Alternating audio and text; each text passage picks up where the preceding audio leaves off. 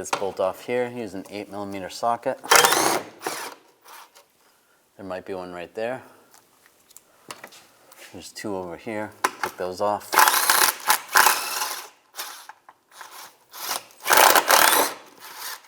8mm socket still. And the last one right here. And take this shield, slide it down and out. Remove this connector right here. Just slide it out. The wire is going to go behind the other connector, so you want to pull that one off as well. There's a clip right here. Slide that clip out. And you have to pull both wires out. Save that clip for later. Disconnect the connector right here.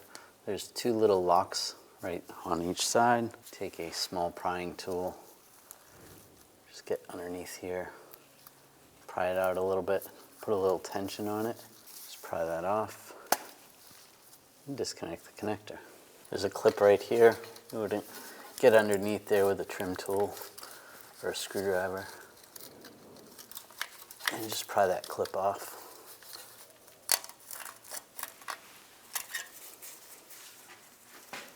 Now you can loosen this up with a 22mm wrench or a O2 sensor socket. So let's just loosen it up. Once you break it free, you can usually do it by hand.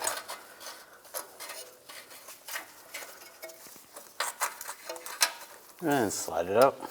Now slide the O2 sensor in place. And get it started by hand. Now tighten this up. If you have the ability to get a torque wrench in there and you want to torque it, you can torque it to 36 foot-pounds. And slide this over in this position. And before we put that clamp on, I'm just going to plug it in, get everything lined up. So it's going to go under here. This only connects one way, so you have to look at the connector and lock it in. Make sure it seals. It's all the way locked in. This is going to go right here. And then the other connector is going to go on top. And slide the wire through. And slide the other wire through the same way. This should look like that.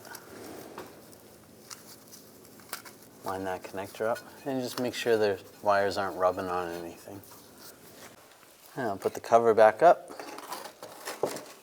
Line up all the holes. Get the screws started. Over here.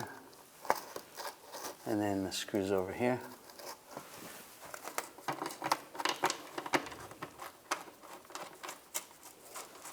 And tighten them all down.